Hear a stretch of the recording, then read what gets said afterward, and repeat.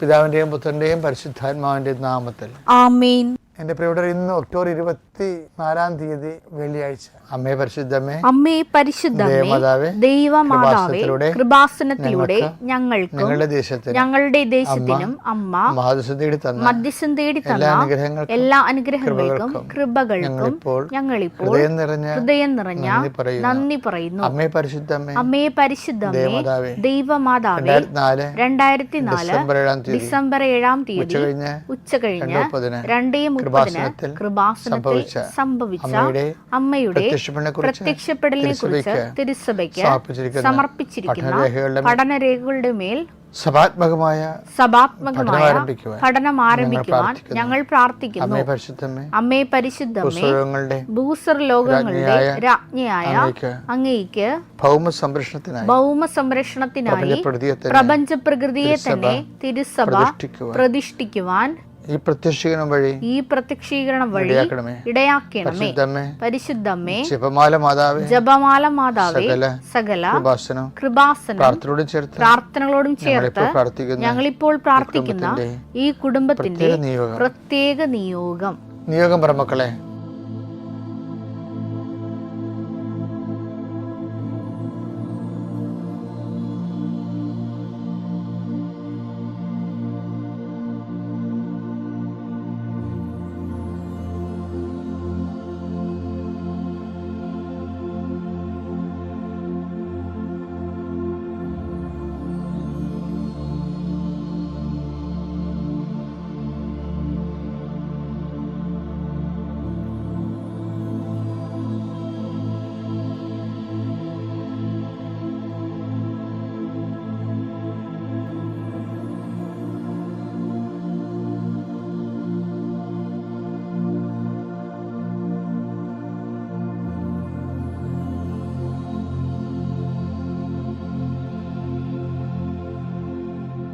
അമ്മയുടെ പ്രത്യക്ഷീകരണത്തിന്റെ ഈ അനുഗ്രഹവേളയിൽ ഞങ്ങൾക്ക് സാധിച്ചു തരുവാൻ കനിയണമേ. ആമേൻ. വിശ്വാസ പ്രമാണം. സർവശക്തനായ പിതാവും ആകാശത്തിന്റെയും ഭൂമിയുടെയും സൃഷ്ടാവുമായ ദൈവത്തിൽ ഞാൻ വിശ്വസിക്കുന്നു. അവിടുത്തെ ഏകപുത്രനും ഞങ്ങളുടെ കർത്താവുമായ ഈശോമിശിഹായിലും ഞാൻ വിശ്വസിക്കുന്നു.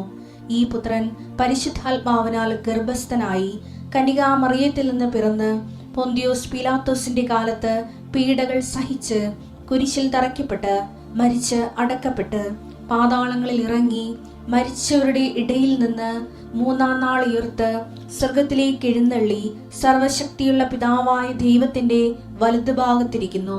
അവിടെ നിന്ന് ജീവിക്കുന്നവരെയും മരിച്ചവരെയും വിധിക്കുവാൻ വരുമെന്നും ഞാൻ വിശ്വസിക്കുന്നു. പരിശുദ്ധാത്മാവിലും ഞാൻ വിശ്വസിക്കുന്നു.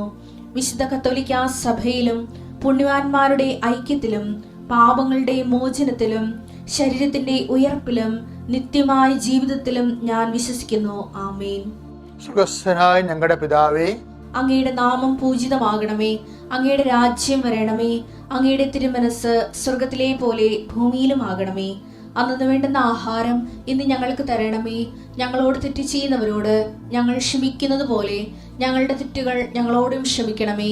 ഞങ്ങളെ പ്രലോഭനത്തിൽ ഉൾപ്പെടുത്തരുതേ, തിന്മയിൽ ഞങ്ങൾ രക്ഷിക്കണമേ. ആമേൻ. നന്മ നിറഞ്ഞ മറിയമേ, സ്വസ്തി. കർത്താവ് അങ്ങയുടെ കൂടെ സ്ത്രീകളിൽ അങ്ങ് അനുഗ്രഹിക്കപ്പെട്ടവളാകുന്നു. അങ്ങയുടെ ഉദരത്തിൻ ഫലമായി ഈശോ അനുഗ്രഹിക്കപ്പെട്ടവനാകുന്നു.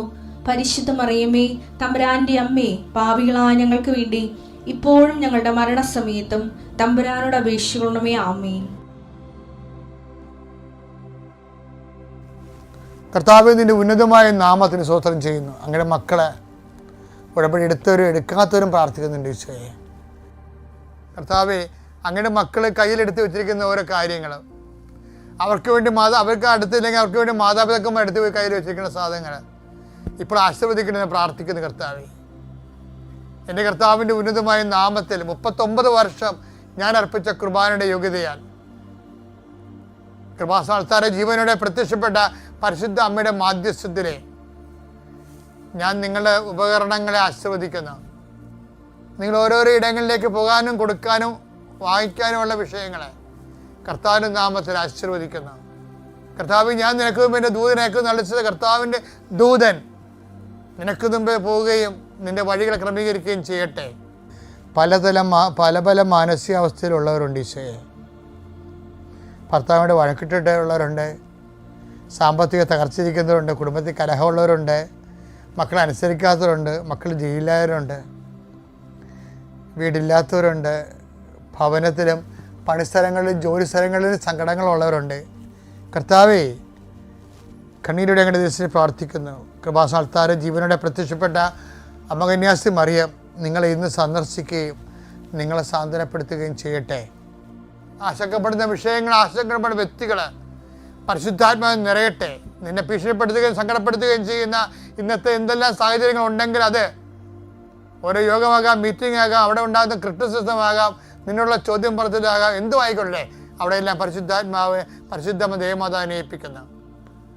Lord Jesus Christ, pour out His Spirit, touch your fire finger, soak with the precious blood, authority of the Catholic Church, power of Jesus Christ, with the merit of some holy priesthood, I bless and hallow you.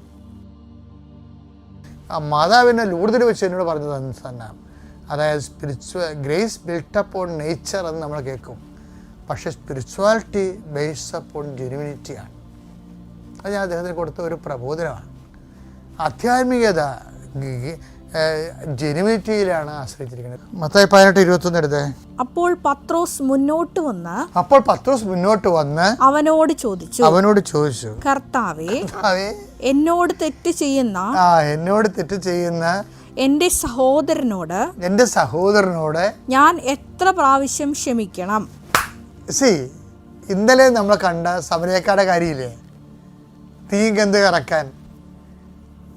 അപ്പോൾ ആ ആൾക്കാരെ ഓരോരുത്തരെ വിളിച്ച് treat ചെയ്യണം. അവിടെ തീങ്കന്ത് ഇറക്കിയ ആൾക്കാരുടെ അങ്ങനെ പറഞ്ഞെങ്കിലും പത്രോസിനറിയാം ഈ അണ്ണന്മാർ ഇപ്പോഴും സമരക്കാരോട് ക്ഷമിച്ച് കാണത്തില്ല. ചിലപ്പോൾ എന്ത് സ്പിരിറ്റാണ് നിന്നിലുള്ളതെന്ന് ചോദിച്ചില്ലേ. അപ്പോൾ കൊല്ലാരും നശിപ്പിക്കാനുമാണ് കള്ളം വന്നിരിക്കണത്, ഞാൻ വന്നിരിക്കണത് ജീവനുണ്ടാകാനും അത് സമർത്ഥമായി ഉണ്ടാകുവാനുമാണെന്ന് ഈശോ പറഞ്ഞില്ലേ ഞാൻ 10:10. എങ്കിലും ഈ അണ്ണന്മാർക്കെല്ലാം പൊതുവെ വലിയ മാറ്റമൊന്നുമില്ല. മാറ്റമില്ലെന്നല്ല, അവർക്ക് വേണ്ടത്ര ഈ ജീവനുണ്ടാകാനും പിന്നെന്താ അത് സമൃദ്ധമാകാനാണെന്നല്ലേ. അപ്പോൾ ജീവൻ സമൃദ്ധിയാണ് ഈശോയുടെ ടാർഗറ്റ് എന്ന് പറയുന്നത്. അപ്പം അത് ആണ് ഈശോ. പത്രോസിന് ഈശോയുടെ ടോപ്പിക്ക് പിടികിട്ടി. പത്രോസിൻ്റെ വിജയവത പെട്ടെന്ന് കാര്യം മനസ്സിലാവും, പെട്ടെന്ന് പ്രതികരിക്കുകയും ചെയ്യും. അതായത് പത്രോസിനെ എപ്പോഴും ഒരു നിഴൽ മറയത്ത് നിർത്തിയിട്ട് വിവരമില്ലാത്തവനെ എടുത്തിട്ടക്കാരനാണെന്നൊക്കെ പറയുന്നില്ലേ, അതിന് പിന്നിലൊരു പൊളിറ്റിക്സ് ഉണ്ട്. കാര്യം എന്താ, പൗലോസിനെ ഹൈലൈറ്റ് ചെയ്യാൻ വേണ്ടിയുള്ള വ്യഗ്രതയിലാണ് ഈ അഭ്യാസം കാണിക്കുന്നത്. പക്ഷേ പത്രോസല്ലേ കർത്താവിൻ്റെ വചനങ്ങളെ കേൾക്കുകയും ആദ്യമായിട്ട് അതിനോട് റെസ്പോണ്ട് ചെയ്യുകയും അതിൻ്റെ അന്തർധാരകളെ അടിയൊഴുക്കുകയും ആത്മാവെ വൈജ്ഞാനികമായിട്ട് ആവശ്യിക്കുകയും ചെയ്തിട്ടുള്ള ആ ഒരു ആത്മീയ ശിശുവില്ലേ, ആത്മീയ ശിശുവിൻ്റെ എടുത്താട്ടം മാത്രമേ പത്രോസിനുള്ളൂ. ശരിക്കും പറഞ്ഞാൽ പത്രോസ് ചോദിക്കണത് എന്താ വെച്ച് കഴിഞ്ഞാൽ, കർത്താവ് നീ ജീവൻ സമൃദ്ധിയായി ഉണ്ടാകാനെന്നൊക്കെ പറയുന്നുണ്ടെങ്കിൽ ഈ അണ്ണന്മാർ പലരും ഇപ്പോഴും ക്ഷമിച്ചിട്ടൊന്നുമില്ല. സത്യം പറഞ്ഞാൽ എത്ര പ്രാവശ്യം ക്ഷമിക്കണം? ഈ ഡയബോളിക് ക്ഷമിക്കാത്ത വൈരാഗ്യ ബുദ്ധിയുള്ള ഡയബോളിക് പേഴ്സണാലിറ്റി നാഗവല്ലി ഇപ്പോഴും ഇവന്മാരുടെ ഉള്ളിലൊക്കെ ഉണ്ട്. അതിനാണ് ഇച്ചിരി ചോദിക്കണത്. എത്ര എടുത്ത് അപ്പോൾ പത്രോസ് മുന്നോട്ട് വന്ന് അവനോട് ചോദിച്ചു, അതെ, കർത്താവേ, എന്നോട് തെറ്റ് ചെയ്യുന്ന എന്റെ സഹോദരനോട് ഞാൻ എത്ര പ്രാവശ്യം ക്ഷമിക്കണം? 7 പ്രാവശ്യമോ? യേശു അരുൾ ചെയ്തു, 7 70 പ്രാവശ്യം എന്ന് ഞാൻ നിന്നോട് പറയുന്നു. 70 പ്രാവശ്യം എന്ന് പറയുമ്പോൾ അത്രയും നമ്മൾ ബലഹീനമാകുകയാണ്. എന്തിനാണ്? മനുഷ്യൻ്റെ ശക്തി ഓൺ ഔട്ടാകുകയാണ് അവിടെ. V declare that we R helpless and weakness in the name of Jesus. നമ്മളിപ്പോൾ യാബയായിട്ട് മാറുന്നു. സെർവൻ്റ് ഓഫ് ഗോഡ്, ഒരു പ്രയോജനമില്ലാത്ത ദാസൻ, കടമ നിർവഹിക്കുക മാത്രമേ ചെയ്തിട്ടുള്ളൂ. എന്നോട് പറഞ്ഞു 7 പ്രാവശ്യം ക്ഷമിക്കാൻ.